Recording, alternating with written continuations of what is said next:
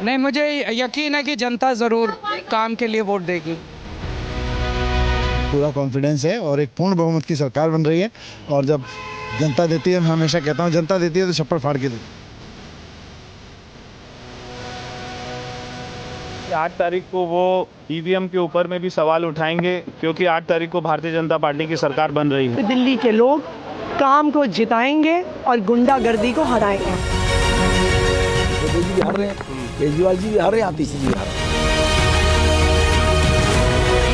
दिल्ली में भ्रष्टाचार मुक्त शासन चाहिए, दिल्ली से भ्रष्टाचार खत्म होना चाहिए। मुद्दे तो बहुत सारे हैं, लेकिन देखते हैं कि कौन क्या करता है। नमस्कार, मैं हूं आपके साथ हिमानी नैथानी और मेरे साथ है मेरे सहयोगी अनुराग दीक्षित और बात कर रखे हैं बैटल ऑफ दिल्ली की। जी हां, दिल्ली का चुनावी रण जारी है, लेकिन दिल्ली के दिल में क्या है? दिल्ली में मतदान का अब आखिरी 1 घंटा बचा है अनुराग, और हम ये अपील भी करते हैं लोगों से कि जो अभी तक वोट अपना कास्ट नहीं कर पाए हैं, घरों से नहीं निकले हैं, वो लोकतंत्र के इस पर्व में अपनी भागीदारी दें। लेकिन सवाल यही कि दिल्ली में किसकी सरकार बनने वाली है? क्या केजरीवाल एक बार फिर दिल्ली की सत्ता पर राज करेंगे या फिर बड़ा उलटफेर होगा? इन्हीं सवालों का जवाब आज हम तलाशेंगे चुनाव के दिग्गज एक्सपर्ट्स के साथ और हमारे अनुभवी रिपोर्टर्स के साथ। लेकिन सबसे पहले बात कर लेते हैं दिल्ली में अभी तक के वोटिंग परसेंटेज की कि क्या कुछ अभी तक का वोटिंग परसेंटेज रहा है, क्योंकि किसी भी सरकार को बनाने या गिराने में वोट परसेंटेज एक बड़ी भूमिका निभाता है। और अब तक के आंकड़ों की माने तो दिल्ली में जिस तरह से हमने देखा है कि वो 40% का जो आंकड़ा है ना, वो तो खैर जब हम आगे विस्तार से चर्चा करेंगे अपने एक्सपर्ट्स के साथ और अपने जो अनुभवी रिपोर्टर्स हमारे साथ, हमारे सहयोगी हमारे साथ मौजूद हैं। लेकिन उससे पहले यहाँ पर बता देते हैं कि अभी आखिरी घंटा बाकी है अनुराग, लेकिन 3 बजे तक का आंकड़ा आ गया है। जी, 3 बजे तक दिल्ली में 46% से ज्यादा मतदान हुआ है केजरीवाल की सीट पर, यानी नई दिल्ली विधानसभा पर 3 बजे तक लगभग 44 से 45% के आसपास मतदान हुआ है। और ये इस वक्त आपके सामने 10 तस्वीरें हैं। दिल्ली में मतदान जारी है, सभी दिग्गजों ने मतदान किया है। इन तस्वीरों के जरिए आप समझ सकते हैं कि क्या आम और क्या खास। हर कोई पोलिंग बूथ पर पहुंचा है अपनी वोट की ताकत का इस्तेमाल करने के लिए। अरविंद केजरीवाल, राहुल गांधी, मनीष सिसोदिया, संदीप दीक्षित, एस जयशंकर, द्रौपदी मुर्मू, आतिशी और साथ ही साथ उपराज्यपाल के समेत तमाम दिग्गज नेता। बिल्कुल, लेकिन इस बीच दावे क्या कुछ रहे? वोटिंग के बाद सभी दलों ने अपने अपने दावे भी किए हैं, जिसे हम आपको सुनवाते हैं। नहीं, मुझे यकीन है कि जनता ज़रूर काम के लिए वोट देगी। लग रहा है निकल रहे हैं आप लोग? बिल्कुल निकलेंगे। वो तो दूर हो गई, जो इलेक्शन कमीशन को लेकर नहीं, सब लोग निकलेंगे चुनाव देने के लिए। नहीं, पूरा कॉन्फिडेंस है और एक पूर्ण बहुमत की सरकार बन रही है। और जब जनता देती है, मैं हमेशा कहता हूँ जनता देती है तो छप्पड़ फाड़ के देती है। नंबर देगी, नंबर अब कल आज जनता दे देगी। हमको मोदी जी के साथ में मिलकर दिल्ली के सारे सपनों को पूरा करना है। सर, आम आदमी पार्टी की ओर से लगातार आरोप लग रहा है कि एमसीसी का वायलेशन हो रहा है दिल्ली के अलग अलग इलाकों में। देखिए, 8 तारीख को वो ईवीएम के ऊपर में भी सवाल उठाएंगे, क्योंकि 8 तारीख को भारतीय जनता पार्टी की सरकार बन रही है। दिल्ली के बच्चों का भविष्य हो, दिल्ली के बुजुर्गों को पेंशन मिले, दिल्ली के महिला को समृद्धि सम्मान मिले, हम उसके लिए आगे बढ़ गए हैं। और हमें पूरा विश्वास है कि ये नरेंद्र मोदी जी के प्रधानमंत्री रहते दिल्ली उनको मोदी का डबल इंजन दे रही है, और हम 5 साल में इस दिल्ली को उसका हक दे करके रहेंगे। अच्छा कैंडिडेट चुने, आपको लगता है जो काम कर सकता है, जिसने काम किया है, जिसका अनुभव है, उसको वोट करें और एक ऐसी पार्टी को वोट करें जो दिल्ली बना सके।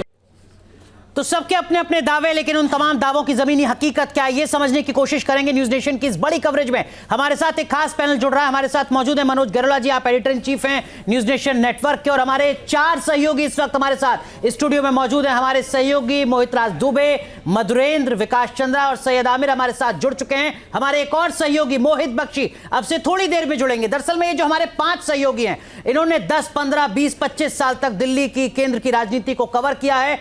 इस चुनाव में हर सहयोगी ने 14 विधानसभा क्षेत्रों को कवर किया है, यानी 70 की 70 विधानसभा सीटों को कवर किया है। और इन 70 विधानसभा सीटों पर हमारे सहयोगियों को कौन से मुद्दे सबसे ज्यादा हावी होते नजर आए, यही समझने की कोशिश करेंगे हिमानी। जी हाँ, और सबसे पहले मधुरेंद्र जी, मैं आप ही से शुरुआत करूंगी कि आपने क्या देखा जब आप गए तो एक एक कर, और सबसे पहले नई दिल्ली सीट पर ही मैं आती हूं, क्योंकि सबसे बड़ी जो सीट है और सीएम यहां से आते रहे हैं, तो सबसे पहले इसी की बात करती हूं कि यहां जब आप गए तो आपने लोगों के मन को टटोला, क्या निकलकर सामने आया, क्या वो मुद्दे थे? देखिए, सबसे बड़ा मुद्दा अगर इस वक्त दिखाई दे रहा है दिल्ली में, और खास तौर पे नई दिल्ली की बात करें तो डेवलपमेंट एक बड़ा फैक्टर है। चाहे वो आम गरीब आदमी हो या फिर कोठी में रहने वाला एलिट क्लास हो, हर व्यक्ति के लिए दिल्ली का डेवलपमेंट इस वक्त का सबसे बड़ा मुद्दा है। चाहे सड़कें हों, चाहे इस वक्त इंफ्रास्ट्रक्चर की बात हो, ट्रैफिक जैम्स की बात हो, या आप देखिए सीवर हो, बिजली पानी की जो स्थिति है वो अपनी जगह है, लेकिन जो ओवरऑल इंफ्रास्ट्रक्चर में पिछले 10 साल में कोई बड़ा बदलाव नहीं हुआ, उसको लेकर जो आम आदमी है खास तौर पे दिल्ली में, वो सीधे तौर पे कह रहा है कि विकास लगता है दिल्ली में थम सा गया है, ठहर सा गया है। नई दिल्ली जिसको हम कह सकते हैं कि दिल्ली का दिल है, हार्ट है, वहाँ पर भी आप देखिए, चाहे कनॉट प्लेस का एरिया हो, चाहे आप मंडी हाउस का एरिया देखें, या फिर आप लोधी कॉलोनी की तरफ आप टच करते हैं, ये तमाम इलाके देखें, पार्क है, उसके अलावा जो सिविक कम्युनिटीज़ के इशूज़ हैं वो हैं। ये तमाम ऐसे मुद्दे हैं जिस पर लगातार पब्लिक इस बार वोकल होकर बोल रही है और खुल के कह रही है कि दिल्ली का विकास जो है वो दरअसल उस हद तक नहीं हुआ जैसा कि पूर्ववर्ती सरकारों में देखा गया। तो एक कंपैरिजन की स्थिति भी निकल के आई है कि पिछले 10 साल में, 15 साल में कांग्रेस के सरकार के दौरान क्या हुआ और आम आदमी पार्टी की सरकार के दौरान क्या हुआ। मतलब केक वॉक नहीं है इस बार, बिल्कुल नहीं। जो टक्कर है वो सीधे तौर पर दिखाई दे रही है। और दिन भर आज हम लोगों ने वोटिंग के पैटर्न को भी रीड करने की कोशिश की। मॉर्निंग से लेकर टिल इवनिंग अभी तक का जो मतदान चल रहा है वो पैटर्न बतला रहा है कि लोग भारी संख्या में घरों से निकल रहे हैं, अपने मताधिकार का प्रयोग कर रहे हैं, और उनके अंदर इस वक्त एक लहर सी नहीं है जो कि पिछले चुनाव में देखी गई थी। इस वक्त उनके अंदर कई तरह के विषय हैं, कई तरह के मुद्दे हैं। उनके जहन में देखा जाए तो डेवलपमेंट एक सबसे बड़ा मुद्दा है जिसे लेकर वो निकल आ रहे हैं, और उसकी टीस जो है वो उनकी बातों में सुनी जा सकती है, जैसे कि तमाम बाइट्स में हम महसूस भी कर रहे हैं और लोग इस पर खुलकर बोल रहे हैं। तो मधुरेंद्र हमारे सहयोगी, जिनके मुताबिक दिल्ली विधानसभा चुनाव में सबसे बड़ा मुद्दा विकास का मुद्दा है। और हम एक बार फिर ग्राफिक के जरिए जरा बता दें अपने दर्शकों को वो 14 विधानसभा सीट कौन सी हैं जो हमारे सहयोगी मधुरेंद्र ने कवर की हैं। उनमें काफी महत्वपूर्ण विधानसभा सीट भी हैं। नई दिल्ली, बल्ली मारान, लक्ष्मी नगर, विश्वास नगर, गोंडा जहां पर खुद प्रधानमंत्री नरेंद्र मोदी ने रैली की थी, आदर्श नगर, किराड़ी, विकासपुरी, उत्तम नगर, नरेला, संगम विहार, मालवीय नगर, त्रिनगर और बाबरपुर। वो विधानसभा सीट जहां पर 3 बजे तक सबसे ज्यादा मतदान हुआ है, उनमें से एक सीट बाबरपुर भी है। तो मधुरेंद्र ने बताया कि विकास सबसे बड़ा मुद्दा। हमारे साथ हमारे सहयोगी सैयद आमिर जुड़ रहे हैं। सैयद आमिर ने भी 14 विधानसभा सीट कवर की हैं। वो कौन सी 14 सीट हैं, जरा एक बार वो पहले ग्राफिक के जरिए अपने दर्शकों को बता दें। सैयद आमिर ने ओखला, मुस्तफाबाद, कौंडली, सुल्तानपुर माजरा, करावल नगर, नजफगढ़, मॉडल टाउन, माटिया महल, तिमारपुर, द्वारका, मुंडका, राजेंद्र नगर, मोती नगर और दिल्ली कैंट विधानसभा को कवर किया है। आमिर, आपके हिसाब से कौन सा सबसे बड़ा मुद्दा उन 14 विधानसभा सीटों में जहां आप गए कवर करने के लिए? देखिए, सबसे बड़ा मुद्दा जो इस बार दिल्ली के चुनाव में देखने को मिला है वो है पानी। लोग कह रहे हैं कि पानी को हम तरस गए हैं, साफ पानी को तरस गए हैं, और यही मुद्दा जो है इस बार पलट सकता है चीजों को। तो ये देखना पड़ेगा कि जनता क्या आखिरी फैसला करती है। लेकिन जिस तरह के मुद्दे हमारे सामने आए, पानी एक सबसे बड़ा मुद्दा था क्योंकि लोगों के पास घर में पानी नहीं पहुंच पा रहा था, और साथ में जो जाम की स्थिति इन क्षेत्रों में खासतौर पे जहां पर मैंने कवर किया, क्योंकि खास तौर पे ये एरिया जो है, जैसे बल्ली मरान का इलाका हो गया, नजफगढ़ का इलाका हो गया, ओखला का इलाका हो गया, इन तमाम इलाकों में जाम की बड़ी समस्या है, उसको आज तक सॉल्व नहीं किया गया। दूसरी चीज, वहां की गलियां कूचे, वहां पर जो कंस्ट्रक्शन का काम होना था वो आज तक नहीं हुआ। वहां के पार्क जो डेवलप होने थे, जिसमें वादे किए गए थे, वो आज तक नहीं हुए। तो इस तरह के तमाम मुद्दों को लेकर के जनता ने इस बार मुखर होकर बोला है, और ये साफ तौर पे कहा है कि अगर डेवलपमेंट नहीं होगा तो साफ कर देंगे। तो ये चीजें इस बार देखने को मिली है। पहले सरकारों ने क्या क्या वादे किए हैं ये अलग विषय है, लेकिन इस बार जो है लोग सामने आए और उन्होंने कहा है कि भैया जो काम करेगा हम उसी को चुनेंगे, उसी को लेकर के आएंगे, क्योंकि बहुत हो चुका है। इस बार के मुद्दे, पानी का अहम मुद्दा रहा जैसा मैंने आपको बताया, और साफ तौर पे डेवलपमेंट, उस पर्टिकुलर एरिया का डेवलपमेंट। और एक और चीज का अनुराग मैं बताऊं कि इस बार जो है कैंडिडेट के ऊपर वोट हो रहा है।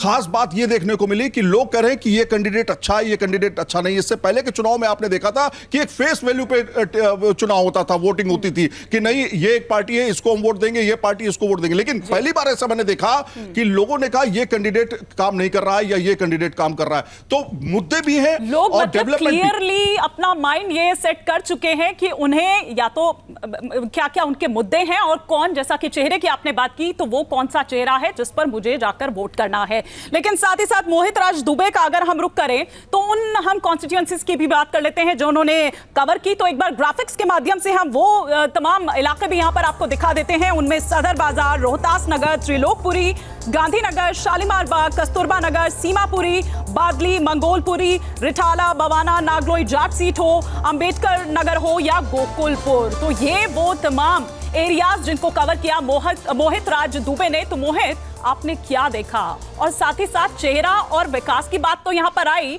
मधुरेंद्र जी और सैयद आमिर से निकलकर, क्या कांग्रेस की बात करता हुआ भी कोई नजर आ रहा था?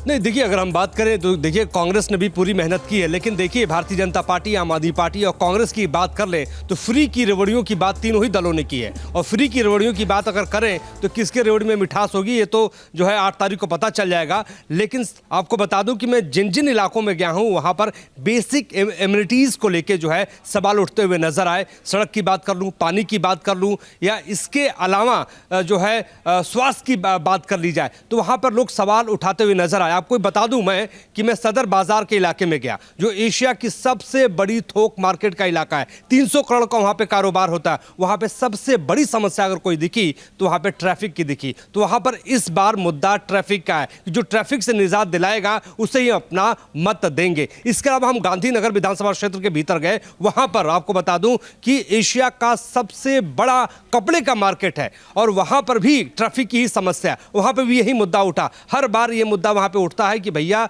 जो गांधीनगर के भीतर कपड़ा मार्केट में जो है ट्रैफिक की समस्या से निजात दिलाएगा। और आपको एक और बात बता दूं कि सड़कों की जो हालत है उसको लेकर भी इस बार जो मतदाता है अपने मताधिकार का इस्तेमाल करने को लेकर घरों से बाहर निकला है। तो तमाम ऐसे इश्यूज जो मैंने कहा कि बेसिक एमिनिटीज बड़ा मुद्दा है। तो मोहित राज दुबे ने भी जिन 14 विधानसभा क्षेत्रों को कवर किया है उसमें गोकुलपुरी भी है, और 3 बजे का जो आंकड़ा है वो बता रहा है कि सबसे ज्यादा मतदान टॉप 5 असेंबलीज में अगर हुआ है कॉन्स्टिट्यूंसीज में तो उसमें एक गोकुलपुरी भी है। लेकिन मनोज सर, जो हमारे 3 सहयोगी हैं, इन तीनों ने जो बताया इसका मतलब ये कि बुनियादी मुद्दा, बुनियादी सुविधाएं, बेसिक फैसिलिटीज, मतलब कोई धर्म नहीं, कोई जाति नहीं। हाँ, देखिए, ऐसा है कि जहाँ तक धर्म का सवाल है तो मुझे लगता है कि मुस्लिम एक तरफा वोट करेंगे, लेकिन जो बेसिक जो हम फैसिलिटीज़ की बात करते हैं, ये इलेक्शन पिछले इलेक्शन से अलग क्यों है? पिछले इलेक्शन में एमसीडी बीजेपी के पास था और स्टेट गवर्नमेंट आम आदमी के पास थी। तो अगर कोई आम आदमी पार्टी से अगर कोई पूछता था कि ये काम क्यों नहीं हुआ तो उनके पास एक एक्सक्यूज़ था कि ये सड़क की ये जो नाली इसलिए गंदी है क्योंकि ये एमसीडी के पास है, हमारे पास नहीं है। और सड़क का मतलब उनके पास बहाने थे हर चीज़ के। लेकिन ये एक ऐसा इलेक्शन है कि जो ऑरा था आम आदमी पार्टी का, अरविंद केजरीवाल का, वो शीश महल के बाद, शराब घोटाले के बाद वो ऑरा ख़त्म हो गया। दूसरा, एमसीडी भी आज ये आम आदमी के हाथ में ही है, तो उनके पास कोई जो बहाने हैं वो भी नहीं है। तो मेरे को लगता है कि अगर वाकई डेवलपमेंट एक मुद्दा है और बेसिक फैसिलिटी एक मुद्दा है तो मुझे लगता है कि जो 10 साल की एंटी इनकम्बेंसी है, ये रेफरेंडम वो है फैक्टर। हाँ, बिल्कुल ठीक। अगर ये मुद्दे हैं तो 10 साल की एंटी इनकम्बेंसी बहुत बड़ा एक फैक्टर होगी। और आप देखेंगे कि जैसे जैसे वोट परसेंटेज बढ़ेगा, लेट अस अज्यूम पिछली बारी 62% वोट था, अगर उससे ज़्यादा वोट होता है तो उतना ज़्यादा आम आदमी पार्टी को नुकसान होगा। उसका एक बड़ा कारण ये है कि पिछली बार जो मिडिल क्लास थी उसने भर भर के आम आदमी पार्टी को वोट दिया था। लेकिन एक तो जब ये करप्शन हुआ तो करप्शन के जब चार्जेस उनके ऊपर लगे तो उन्हें लगा कि आम आदमी पार्टी में और कांग्रेस और जो बाकी जो पॉलिटिकल पार्टीज हैं दोनों में कोई डिफरेंस नहीं है जहाँ तक कि करप्शन का सवाल है। और अगर हम दिल्ली के डेवलपमेंट की बात करें तो शीला दीक्षित जी के जो 15 साल थे वो 15 साल में डेवलपमेंट का काम काफ़ी ज़्यादा हुआ और पिछले 10 साल में डेवलपमेंट का काम उतना हुआ नहीं और उसके पीछे इनके पास एक्सक्यूज थे। बिल्कुल ठीक। तो लेकिन जी आपका हाँ, लेकिन अगर डेवलपमेंट के नाम पे बाकी वर्ग भी अगर अलग हट गए तो मुझे लगता है कि ये आम आदमी पार्टी को इसका एक नुकसान होने। लेकिन मनोज सर, आज़ादी के 75 साल बाद भी देश की राजधानी में अगर बुनियादी सुविधाओं पर मतदाता को वोट डालना पड़ रहा है तो आपको नहीं लगता कि ये और ज़्यादा अफसोसजनक बात है? ये देश की राजधानी का सूरत हाल है कि वहाँ लोग कह रहे हैं कि पानी दे दो, बिजली दे दो, सड़क दे दो, सीवर ठीक कर दो। देखिए, राजधानी तो पूरा जैसा देश है हमारा एक ये है डेवलपिंग कंट्री है। हमारी पर कैपिटा इनकम $2,500 है जो कि बहुत ज़्यादा कम है। तो जो हमारा देश है उसी का रिफ्लेक्शन हमारे कैपिटल में आएगा। अगर हम चाइना से भी कंपेयर करें तो चाइना में भी $15,000 पर कैपिटा है, वहाँ का लिविंग स्टैंडर्ड हमसे बहुत ज़्यादा है। अगर जैसे अभी अमेरिका में जो इलेक्शन था वहाँ के मुद्दे अलग थे, इन्फ्लेशन वहाँ मुद्दा था, और वहाँ मतलब अंडे के दाम थोड़े से बढ़ गए, पेट्रोल के दाम थोड़े से बढ़ गए, तो वही वहाँ सारा का सारा मुद्दा था, इमिग्रेशन मुद्दा था।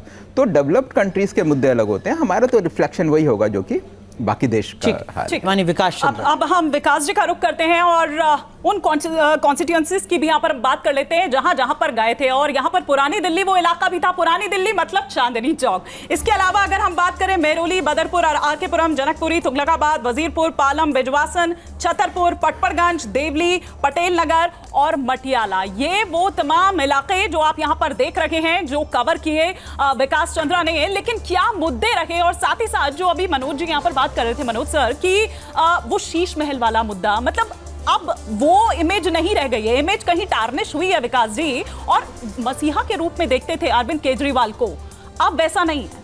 जी बिल्कुल सही कहा आपने कि पीछे 2 चुनावों का जो मैंने देखा था तो अरविंद केजरीवाल को मसीहा के तौर पर देखा जाता था और लोग अरविंद केजरीवाल के खिलाफ सुनना नहीं चाहते थे। और इस चुनाव में लोग खुलकर, चाहे वो शीश महल का हो, शराब घोटाला हो, मोहल्ला क्लिनिक के मुद्दे पर लोग बात करते आए। और जिन इलाकों में मैंने देखा, घूमे, वहाँ बात किया, लोगों से समझने की कोशिश की कि आखिर क्या ऐसे चुनावी मुद्दे हैं जिस पर लोग इस बार वोट कर सकते हैं। तो वही सीवर, सड़क, पीने का पानी, स्वास्थ्य की सुविधा, लेकिन साथ साथ महंगाई के मुद्दे पर भी लोग बात करते थे और भ्रष्टाचार के मुद्दे पर खुलकर बात करते थे। पहले ऐसा होता था कि अगर अरविंद केजरीवाल के ऊपर बात की जाती थी तो कोई भी अरविंद केजरीवाल के खिलाफ बोलने को तैयार नहीं होता था, सुनने को तैयार नहीं होता था। और बीजेपी वालों के लिए ढूंढना पड़ता था कि उनके कार्यालय पर जाओ तो शायद उनके कुछ कार्यकर्ता मिले और बात करें। इस बार ऐसी स्थिति मैंने नहीं देखी कि हाँ, सब जगह लोग बात कर रहे हैं, खुलकर बात कर रहे हैं। ये भी कर रहे हैं कि अब बहुत हुआ, 10 साल हो गया, अब जरा बदलाव। तो बदलाव की बात हमने हर जगह सुनी है। आप कह रहे हैं एंटी इनकम्बेंसी एक बड़ा मुद्दा है, लोग अपनी नाराजगी को जाहिर कर रहे हैं।